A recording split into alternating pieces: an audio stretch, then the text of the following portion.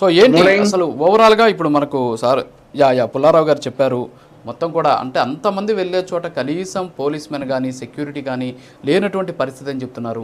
Especially ఏంటి అంటే ఆ ప్రాంతం కూడా అంటే మనం చూసాం ఆ ప్రాంతంలో కూడా అక్కడ ఉన్నటువంటి పచ్చదనాన్ని లేకపోతే పొల్యూషన్ రాకూడదనే ఉద్దేశంతో అందరూ కూడా నడిచి వెళ్ళాలి, తర్వాత గుర్రాల మీద వెళ్ళాలి, మోటారు వాహనాలు వాడకూడదు అనేటటువంటి ఒక రకమైనటువంటి నిబంధనలు కూడా ఉన్నాయి. సో అలాంటి ప్రాంతంలో వెంటనే రీచ్ కావడానికి కూడా కష్టంగా ఉన్నటువంటి సందర్భంలో అక్కడ ఎందుకని పోలీస్ సెక్యూరిటీ లేకుండా పోయింది? అన్ని వేల మందిని ఆ ప్రాంతంలోకి వెళ్ళినటువంటి సందర్భంలో ఉగ్రదాడి జరిగేటటువంటి అవకాశాలు ఉన్నాయా లేదా పక్కన పెడితే ఆ ప్రాంతం ఇప్పటికి కూడా ఒక రకంగా డేంజర్ జోన్లో ఉన్నటువంటి ప్రాంతమే. మరి అలాంటి ప్రాంతం పట్ల ఎందుకని ఇలాంటి అంటే నిర్లక్ష్యంగా వ్యవహరించాలనుకోవచ్చు సార్?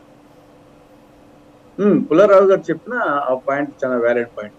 ఇది మన వైపు నుండి మన అడ్మినిస్ట్రేషన్ నుండి తీసుకోవాల్సింది ఒకటి.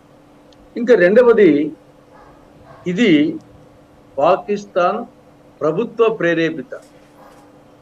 పాకిస్తాన్, నేను స్పెసిఫిక్ పాయింట్, పాకిస్తాన్ ప్రభుత్వ ప్రేరేపిత, పాకిస్తాన్ నిఘా సంస్థ అయిన ISI ప్రేరేపిత, భారత వ్యతిరేక, కాశ్మీర్ వ్యతిరేక, హిందూ వ్యతిరేక ఉగ్రవాదము, ఉన్మాదము.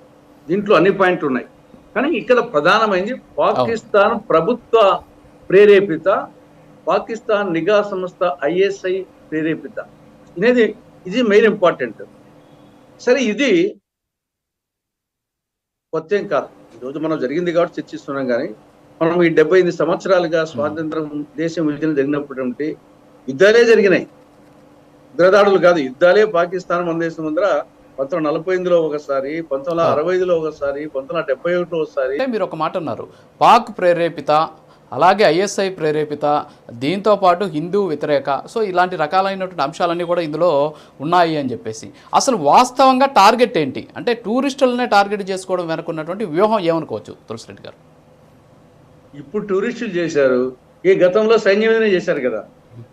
2016 సెప్టెంబర్ 18న ఉడిలోని సైనిక శిబిరంపైనే దాడి చేశారు.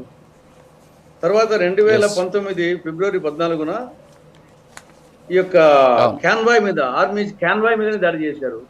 కాబట్టి ఏది అవకాశం వచ్చే చేస్తారు.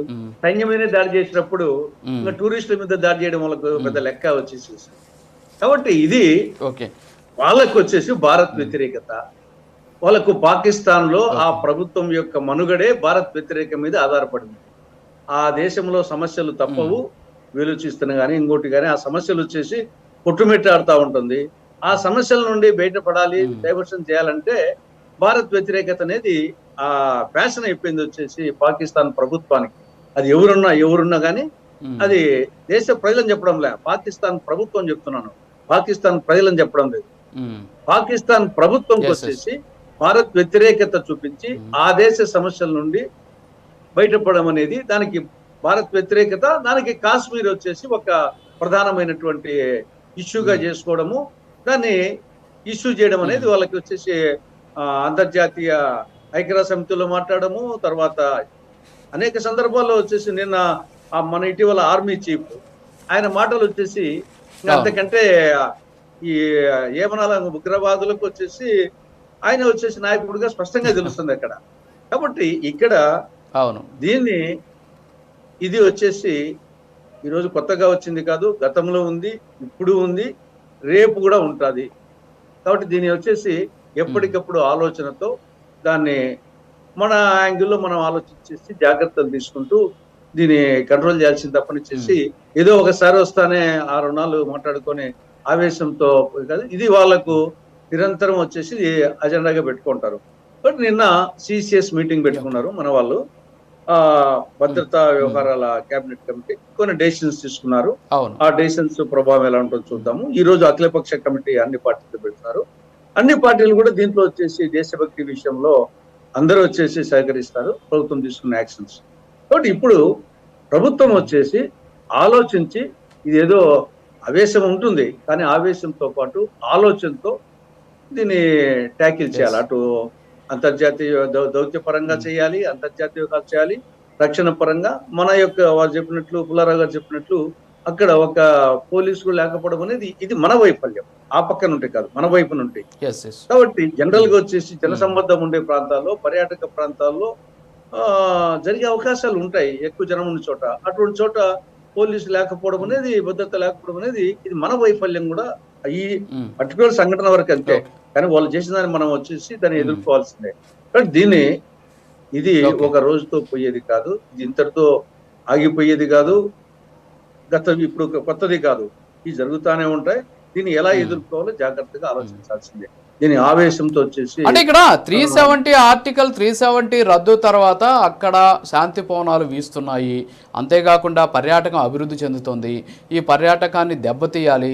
దెబ్బతీసి 370 ఆర్టికల్ రద్దు వల్ల అక్కడ ఏదో మంచి జరిగిపోతుంది అనేటటువంటి అంశాన్ని అంతర్జాతీయంగా తెలియచేయకుండా ఉండేందుకే ఇది ఒక కుట్ర అనేటటువంటి వాదన కూడా వ్యక్తమవుతుంది. దీన్ని ఎంతవరకు మనం తీసుకోవచ్చు అంటారు?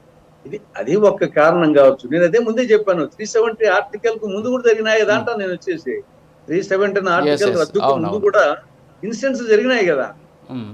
జవాన్ల మీద దాడి చేశారు అంటే అది ప్రతీకార దాడులు సార్, అంటే దాడులు ప్రతీకార దాడులు, జవాన్లు చంపడం. సో ఇదేంటంటే రక్షణకి సంబంధించినటువంటి అంశం. అంటే ఇక్కడ టూరిస్టులను టార్గెట్ చేయడం వల్ల టూరిజం పడిపోతుంది. సో టూరిజం ఎప్పుడైతే పడిపోద్దో ఆ రాష్ట్ర ఆర్థిక వ్యవస్థ కూడా ఇది కొంచెం ఇబ్బందికరమైనటువంటి పరిస్థితే కదా. ఎంతమంది పౌరుల మీద దాడి చేయలేదు? జవాన్ల మీదే కాదు, పౌరుల మీద దాడి చేయలేదా? కాబట్టి ఇది నిరంతర మారణకాండగానే ఉంది. వచ్చేసి కొన్నిసార్లు తగ్గచ్చు, కొన్నిసార్లు ఎక్కచ్చు. కాబట్టి ఇది ఏదో దీని వచ్చేసి 370 ఆర్టికల్ కు ముందు జరగనట్టు, 370 ఆర్టికల్ తర్వాత అక్కడ అద్భుతమైన ప్రగతి జరిగినట్టు, ఇది ఈ లోపల 370 ఆర్టికల్ తర్వాత కూడా అనేక సంఘటనలు జరిగినాయి. ఇది పెద్ద సంఘటన. ఈ 370 తర్వాత వచ్చేసి ఇది ఫస్ట్ సంఘటన ఏం కాదు. దీని తర్వాత అనేక సంఘటనలు జరిగినాయి. ఇది పెద్ద సంఘటన. తప్పుడు టూరిస్టుల మీద, అక్కడ వచ్చేసి పౌరుల మీద. ఇప్పుడు జవాన్లు, పౌరులు, టూరిస్టులు, ఆ కోణంలో ఇప్పుడు టూరిస్టుల మీద జరిగింది. ఇది ఒక కోణం. పౌరుల మీద జరిగిన అనేక సందర్భాలు ఉన్నాయి, జవాన్ల మీద జరుగుతున్నాయి. కాబట్టి ఇది